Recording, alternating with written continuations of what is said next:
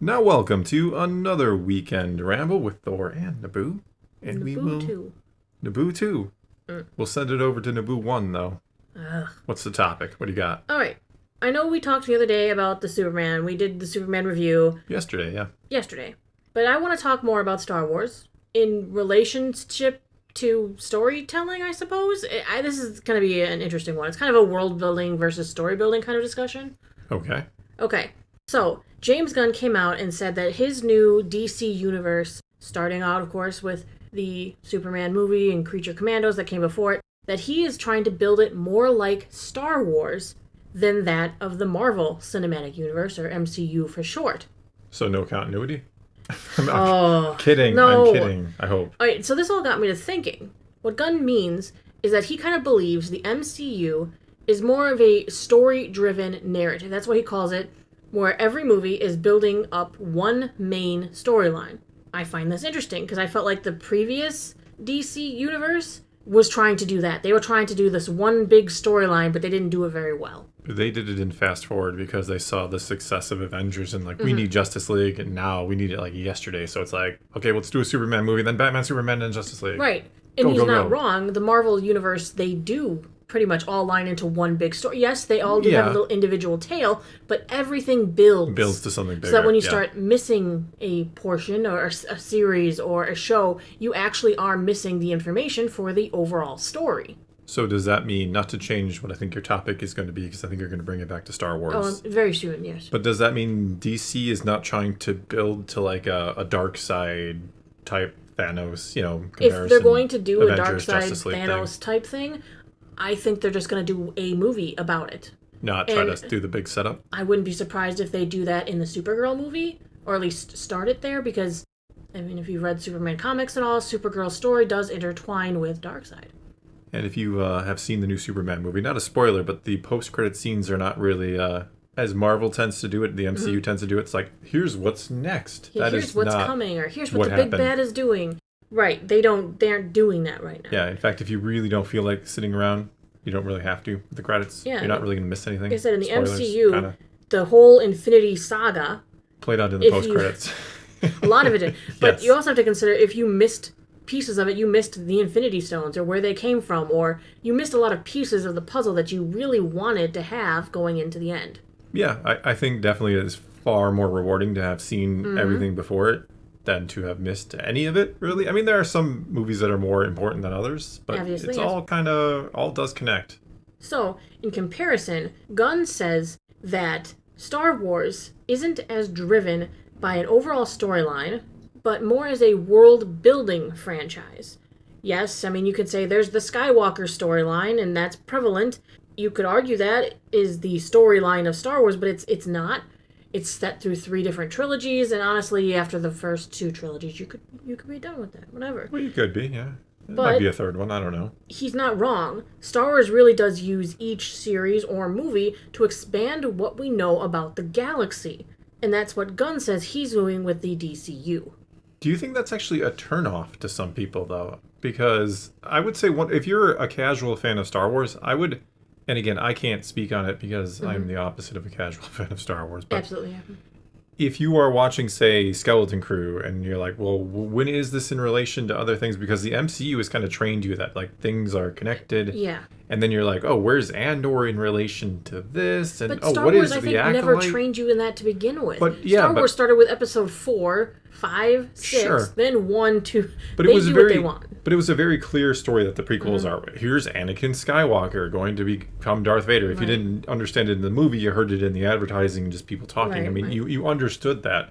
I am wondering if, yes, there is the degree of being trained, quote unquote, by the MCU to expect kind of linear storytelling. But even that wasn't fully linear, because No, Captain but- America jumped back in time. Yeah, but you knew that. And but some again, of them were out of order. Sure, but Captain America, I mean, if you didn't know that was 1940s, I don't know what to tell you. Like, it was very, there are visual cues Right. and everything, Well, even the and dialogue, Guardians everything. of the Galaxy 2 took place immediately after Guardians of the Galaxy 1, but they were not set No, up it's not in always order. linear. But my point is, it Yes. doesn't jump around a Quite as literal much, yeah. galaxy. Well, Guardians of the Galaxy does, but you get what I'm saying. Like, does that confuse the average person? Like, I get what Gunn is saying, and I don't disagree that it's a good approach to kind of do world building instead of just always trying to this story is part of that story and builds to this story. Like and everything is snowballed and connected, and if you Yeah. miss one, you're missing you're everything. missing everything.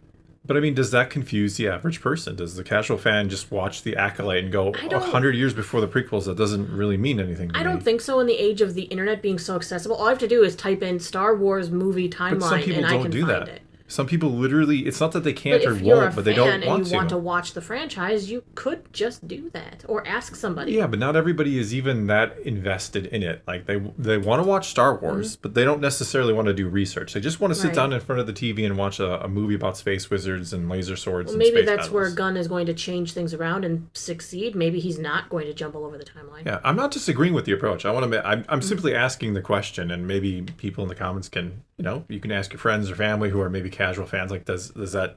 Are you confused ever? Because I've always told the story about Rogue One where people are like, well, why did they build another Death Star? Didn't they do that twice already? It's like, that's the first All right, one. but I did write down some actual questions to All ask right, yeah, you. let's plus carry our on. My fans bad. here. So first off, do you agree with his assessment of what the MCU and Star Wars are? Being one of them as a storyline-driven world, and the other one being a world-building experience. Kinda. I mean, I don't know that. I think George Lucas, I've said it before, George Lucas by default is a master world builder. I don't think he cares as much about it as the fans do by any stretch. I think he loves telling his stories, and it just so happens he knows how to create amazing settings, and everything beyond it looks awesome and makes sense and just flows. But I would agree by default that Star Wars is kind of world building storytelling. Though the original trilogy and prequels is truly one linear story. So do you also agree with his assessment then that the MCU is a single storyline driven? More or less, yeah. Predominantly, yeah. Okay. Next question I have. Do you think Star Wars would benefit or be hindered if it adopted the format of the MCU and just built all of its series and all of its movies to serve one overall storyline rather than having a ton of jumping on points and keeping things more separate? I think it would have the benefit of getting some people more interested because, I mean, let's be real, the MCU approach worked. It worked up to Endgame, at least. We can discuss how it's gone after. But if you told people that each little show and each little movie is building to a Endgame type thing, I think you would get people excited. I don't know if it works the same. I think it's kind of been done at this point, too. Like, I don't know that people want to be like, oh, I got to watch this and I got to watch that. I don't know you want to make it a chore. Right. So it's a give and take thing. It depends on how well you do it as well. And I personally enjoy that it has a ton of, as I put it, jumping on points. Yeah. If I want to watch Skeleton Crew, I can watch Skeleton Crew without watching any other Star Wars and be perfectly happy. Same with Andor. Same with Mandalorian, really. You don't really need to know. I mean... You get enough story within the story to know enough, I think. Yeah. And my last big question I've got for you, it's kind of a two-parter.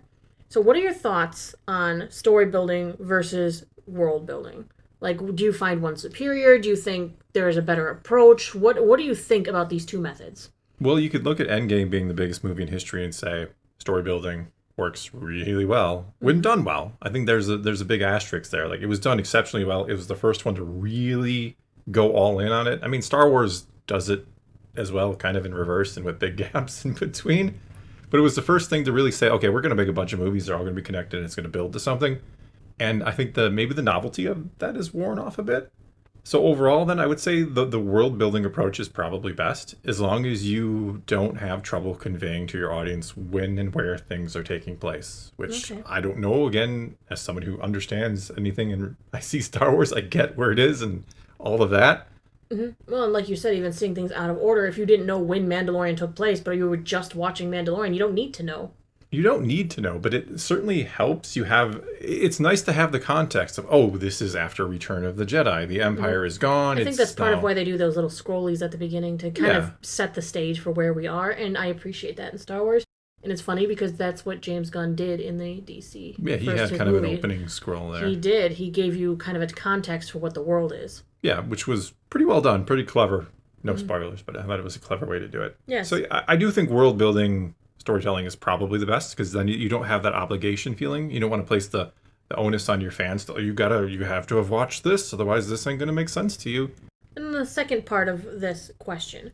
Would world-building franchises provide more stay power, maybe leaving people less, franchise fatigued, as every entry is more kind of a standalone with loose connections? I think so, because I think the MCU is now suffering from fatigue. Fatigue and bloat. Because if you want to get somebody into it and watching it, if you want to bring a friend in, you're like, oh, by the way, there's about 20 movies for you to watch to catch up to go see this new movie with me. Whereas Star Wars, you can go, hey, I can give you 5 seconds to set the stage about what time we're looking at, like the Dawn of the Jedi movie.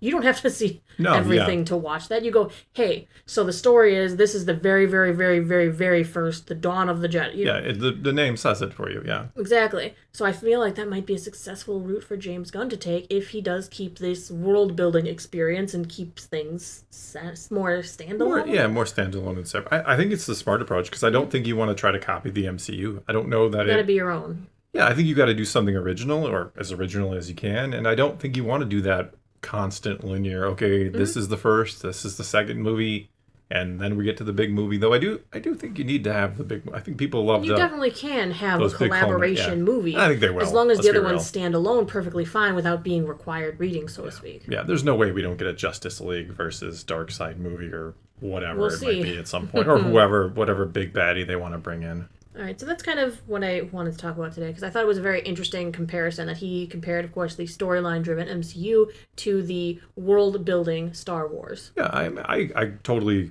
see where he's coming from, and I agree that Star Wars is more of a world-building thing. Though again, I don't think that was to succeed that way. Yeah, though I don't think that again was the original intent of Lucas. Lucas is very much a guy who wants to tell his story, and again, he just happens to have this crazy imagination, and he throws things in there that are just really cool, and we want to know more about, and that's that.